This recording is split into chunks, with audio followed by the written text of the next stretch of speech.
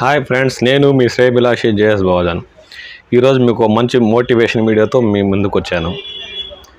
భూమి ఆవిర్భావం నుండి మనుషుల జీవితాలు నాశనం చేయడానికి, వారి జీవితాల్లో సమస్యలు సృష్టించి మనశ్శాంతి లేకుండా చేయడానికే పుట్టుకొచ్చిన రాక్షస క్రీడే జూదం.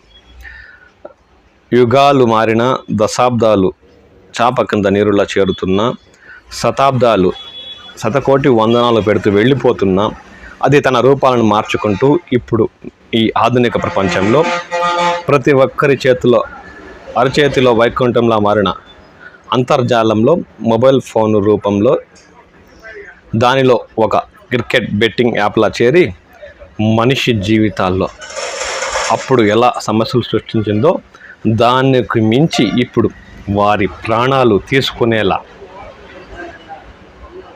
వారి జీవితాలను అతలాకుతలం చేస్తుంది. బెట్టింగ్ జూదానికి మరో పేరు. కానీ మనిషికి ఆశ ఎలా ఉందంటే, గతంలో ఆశ పడుతూ జీవితాలను నాశనం చేసుకున్నట్టే ఇప్పుడు కూడా తన కష్టాన్ని నమ్మకోకుండా ఉచితంగా వచ్చే డబ్బులపై ఆశపడి ప్రాణాలపై తెచ్చుకుంటూ వారి జీవితాల్లోనే కాకుండా వారి కుటుంబ సభ్యుల గుండెల్లో కూడా బాధలు మిగుల్చుతున్నారు. బెట్టింగ్ అనేది ఎలా మారిందంటే, ఇప్పుడు అరటికాయల అమ్మే వ్యక్తి నుండి ఇంటర్నెట్లో ఉద్యోగ బాధ్యతలు నిర్వహించే వ్యక్తి వరకు దానికి బానిసగా మారారు.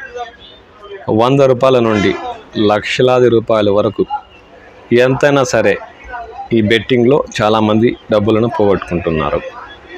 బెట్టింగ్ అనేది ఎలా ఉందంటే, గతంలో ఈ ఐపీఎల్ క్రికెట్ రాకముందు జూదం రూపంలో పేకాట, దాయాలు, రకరకాల రూపంలో బెట్టింగ్ ఆడేవారు. ఇప్పుడు ఈ ఐపీఎల్ వచ్చిన తర్వాత క్రికెట్పై పందాలు కాయడం మొదలుపెట్టారు. మరి ఈ 10 ఏళ్లలో అంతర్జాలం ప్రతి పల్లికి చేరిన తర్వాత ప్రతి ఒక్కరూ తమ అరచేతిలో మొబైల్ ఫోన్లోనే క్రికెట్ బెట్టింగ్ ఆడే అవకాశాలు ఎక్కువగా మారాయి. దీంతో వయసుతో నిమిత్తం లేకుండా చేతిలో ఫోన్ ఉంటే చాలు 15 ఏళ్ల నుండి 50-60 ఏళ్ల ముసలివారు దాకా క్రికెట్ బెట్టింగ్కి అలవాటు పడిపోయారు. దీంతో వారి ఇళ్లలో సమస్యలే కాక వారి జీవితాల్లో కూడా మనశ్శాంతి లేకుండా పోయింది. ఇప్పుడు ఎలా ఉందంటే పరిస్థితి, బెట్టింగ్ అనేది ఒక జట్టు గెలుస్తుంది, ఇంకో జట్టు ఓడుతుందని పందాలు కాసేవారు. ఇప్పుడు ఈ మొబైల్లో కొత్త యాప్లు వచ్చేయడంతో ప్రతి బాల్కి వేలాది రూపాయలు బెట్టింగ్ కాసి ప్రాణాలపైకి తెచ్చుకుంటుంది నేటి యువత. వీరికి ఎవరు ఎంత చెప్పినా అర్థం కాదు అంటే ఆ పరిస్థితులు అలాంటివి, ఆ వయసు ప్రభావం అలాంటిది, వారితో ఉండే సమాజం కూడా అలాంటిది. వారు ఉచితంగా వచ్చే డబ్బుల కన్నా వారిలోని ఆ ఉత్సాహం, ఆ ఒక్క మ్యాచ్ ఒక 50,000 గెలిచేసామనుకోండి, దానితో వారిలో ఆత్మవిశ్వాసం రెట్టింపు అవుతుంది. నెక్స్ట్ మ్యాచ్లో 50ని 1,00,000 చేద్దామని అనిపిస్తుంది. కానీ 1,00,000 వచ్చేదానికన్నా ఉండే 50,000 పోయి మరో 50,000 అప్పు చేయాల్సిన పరిస్థితి దాపరిస్తుంది వారికి. కానీ అర్థం చేసుకునే మనసు ఆ సమయంలో ఉండదు. మనసు ఏం చెప్తుందంటే, 50 పోయాయి కదా, దాన్ని 50కి 50 1,00,000 సంపాదిద్దాము, ఏదో ఒకటి చేయని వారిని తరుముతూనే ఉంటుంది. ఆ బాధలు అర్థం కాక మద్యానికి బానిస అయ్యేవారు ఉన్నారు. జీవితంలో ఈ అప్పుల బాధ భరించలేక ఆత్మహత్య చేసుకున్న వయసు మనుషులు కూడా ఉన్నారు.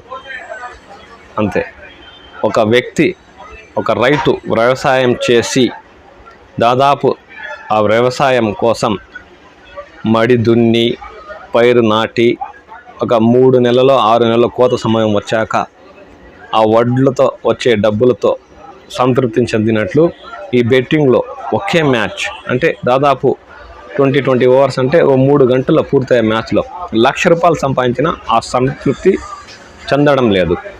ఇంకా ఏదో కావాలి, ఇంకా ఏదో చేయాలనే ఆకాశతో బానిసగా మారుతున్నాడు. ఇది యువతకు ఎంతో నష్టదాయకంగా మారింది.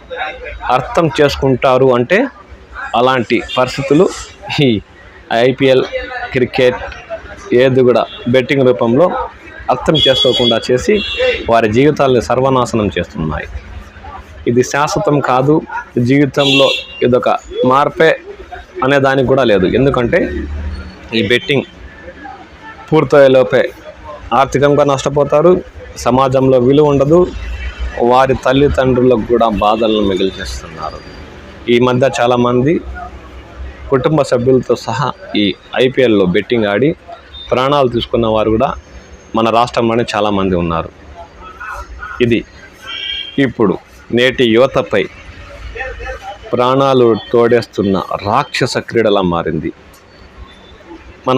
మన యువతకి ఎంత చెప్పినా అర్థం చేసుకోవట్లేదంటే ఇప్పుడున్న నేటి సమాజం అలా వాళ్ళని తీర్చిదిద్దుతూ ఉంది. ఒకరిని చూసి ఒకరు చూసి ఒకరు నేర్చుకుంటున్నారు తప్ప ఇది చెడు, దీంతో మనం సంతృప్తి చెందాలనే ధ్యాస వారిలో లేకుండా పోయింది.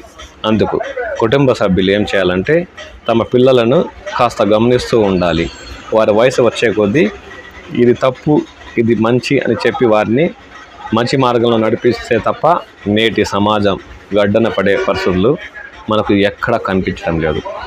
తస్మాత్ జాగ్రత్త తల్లిదండ్రులారా, మీ పిల్లలను ఈ బెట్టింగ్ మహమ్మారి నుండి కాపాడుకునే బాధ్యత మీ చేతుల్లోనే ఉంది.